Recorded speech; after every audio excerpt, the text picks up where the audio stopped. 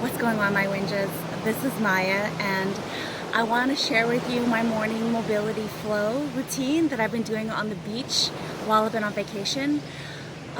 So every morning I go for a little bit of a beach walk, and then I just start moving, and that's what it's all about. It's the freedom and the ability to give back to our body and to appreciate our body for everything it does for us by giving it some morning mobility flow. So check it out.